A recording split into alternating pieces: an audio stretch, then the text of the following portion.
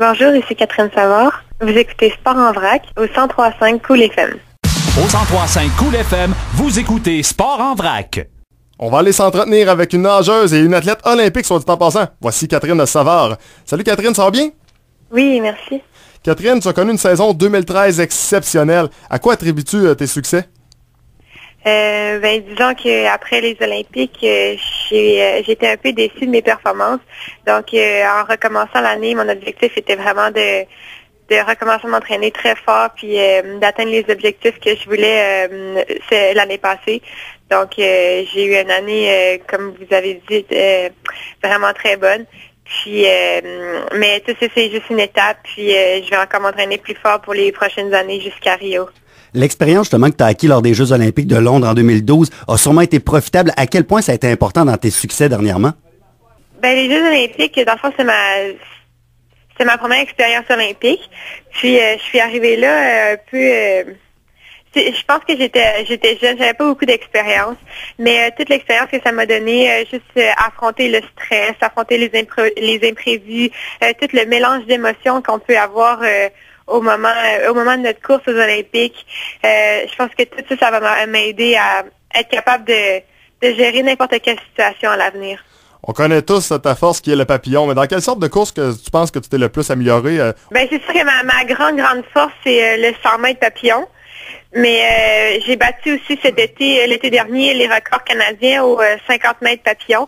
Donc ça, je les avais pas auparavant. Maintenant, je les ai. Donc, je pense que on peut dire que c'est ça que je me suis le mieux amélioré. Mais la course que j'ai le plus de place, je crois, pour les prochaines années, je crois que ça pourrait être le 200 mètres papillon. De battre des records canadiens, est-ce que ça a vraiment aidé dans la confiance?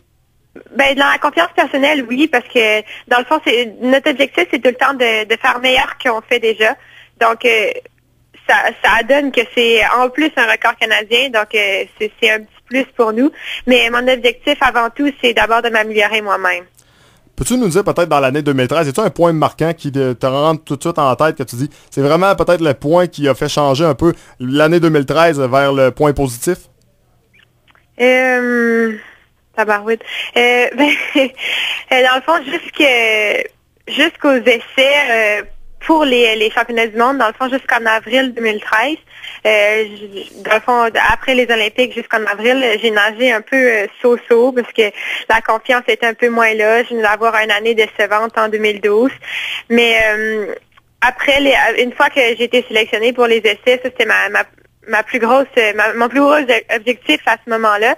Puis une fois que tu es sélectionné pour l'équipe, là, ça rassure parce que là, tu te concentres seulement pour les compétitions de l'été. Puis, dans le fond, dans le mois de juin, je suis allée en Californie sans vraiment savoir à quoi m'attendre puisque j'ai été sélectionnée sur l'équipe, mais j'avais pas nagé très, très vite encore au début de l'année. Donc, je suis allée là un peu pour acquérir de l'expérience puis voir où j'en étais rendue. Puis ça a donné que j'ai nagé très, très vite. J'ai fait mon premier record canadien de l'année, je l'ai battu en Californie au mois de juin. Donc, je pense à partir de là, je me suis dit, OK, ça va être une belle été. Je vais baser mes performances. Je vais baser ma confiance sur la performance que je viens de faire. Puis, je vais essayer de build up, si on peut dire, jusqu'au championnat du monde. Et si je me trompe pas, tu avais réussi à gagner une médaille d'or en Russie. Oui, ça c'est les championnats du monde universitaires. Puis, en plus de la médaille d'or, j'ai battu le record du monde universitaire. Donc, ça, c'est un très grand plus pour moi. D'être nommée la nageuse papillon par excellence au Canada, ça a quand même été un bel honneur qu'on t'a fait. Oui, oui, c'est sûr. Puis, ça, dans le fond, c'est dû à mes classements puis mes bonnes performances de l'été. Donc, c'est juste un peu une reconnaissance sur ce qu'on a fait l'été. C'est les performances de cet été. Donc, j'étais assez contente de gagner cet honneur-là. Tu as décidé dernièrement de changer de club en quittant le club CSQ de Québec pour le club Camo de Montréal. Depuis combien de temps environ tu pensais effectuer un changement de club et d'entraîneur? Depuis quelques années, dans le fond, je savais que je voulais terminer mon cégep à Québec avec l'entraîneur que j'avais. Puis, mais c'est toujours une décision assez difficile parce que j'ai nagé quand même très vite. J'ai eu des très bons résultats avec mon entraîneur Marc-André Pelletier qui était à CSQ. Donc, c'est une décision qu'il faut quand même vraiment réfléchir, puis c'est assez difficile à prendre. Puis j'ai décidé que j'avais besoin de changement dans ma vie. J'avais comme pas connu autre chose vraiment. Donc, j'ai pris cette décision-là, puis pour aller rejoindre l'entraîneur Claude Saint-Jean maintenant à Montréal. Puis lui, il a beaucoup d'expérience. C'est un peu pour ça qui m'a fait décider d'aller à cet endroit-là. Il y a eu beaucoup de nageurs au niveau international, dont des médaillés olympiques, des médaillés du championnat du monde, plusieurs athlètes au niveau international. Donc ça m'a plu, puis je pense que je pourrais bénéficier de son expérience. Puis en même temps, j'imagine que de quitter la zone de confort, ça va te faire du bien aussi?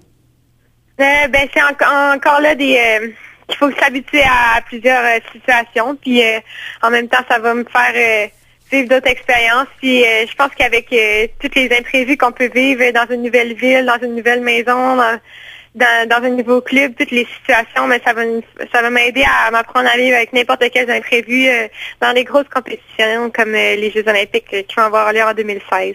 Catherine, tu as participé récemment à ton premier camp d'entraînement en République dominicaine avec le club Camo. Comment ça s'est passé? As-tu noté des différences dans la façon de faire comparativement avec ton ancien club? Oui, ben juste tous les entraîneurs ont leur façon de travailler, puis ont leur certaines choses. Bon, en tout cas, ils ont leur façon de travailler, pardon. Puis j'ai vu que c'était assez différent que comment Montréal travaillait comparativement à Québec. Mais il y a des choses, je pense, ça va certainement m'aider.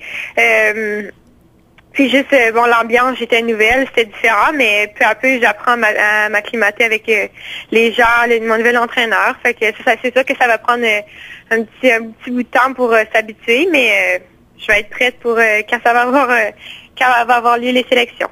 Dernièrement, tu as fait un petit passage du côté de nos voisins à Thetford Mines, au club Equinox. Est-ce que c'est important pour toi d'aller rencontrer les jeunes et justement de partager ton expérience? Oui, ben c'est sûr que oui, je pense que ça motive les jeunes aussi. Puis je pense que c'est en quelque sorte mon rôle avec le statut que j'ai de transmettre ma passion, de transmettre mon expérience aux jeunes. Puis j'espère en tout cas qu'ils prennent ça comme une motivation, puis qu'ils se disent que tout est possible, parce que souvent je leur raconte que à leur âge j'étais loin d'être ce que je suis en ce moment. Puis j'ai eu une carrière assez un peu hors du commun. Dans le fond, quand j'étais plus jeune, jusqu'à l'âge de 16 ans, j'étais, c'est drôle à dire, mais pas très bonne. J'étais au niveau régional, au niveau provincial maximum. Puis en quelques mois, en quelques années, je me suis améliorée beaucoup vite, très vite, pardon. Puis je pense que ça peut motiver les jeunes aussi à savoir que tout est possible. Catherine, comment t'entrevois ton année 2014 au point de vue sportif avec les Jeux du Commonwealth, les Jeux Pan-Pacifique et plusieurs autres compétitions de renom également qui s'amènent au cours de l'année 2014? Dans le fond, c'est ça, il y a les sélections parce qu'on n'est pas encore assuré de participer à ces compétitions-là cet été. Donc les sélections sont au début avril. Puis la première étape, c'est toujours de se qualifier. Mais ça, je suis assez confiante. C'est sûr que tout peut arriver, donc on peut pas être trop confiante, mais habituellement, c'est sûr que j'ai des bonnes chances, mais ça va être la première étape. Puis ensuite, on a quelques petites compétitions pour se préparer comme au niveau international pour savoir où on est comparé aux autres nageuses de niveau international. Puis après ça, vraiment, je me concentre pour les Commonwealth puis les PAM Pacifique. Puis mon objectif, ça serait premièrement de faire mes meilleurs temps. Je vais essayer de me rapprocher le plus possible des médailles dans les deux compétitions.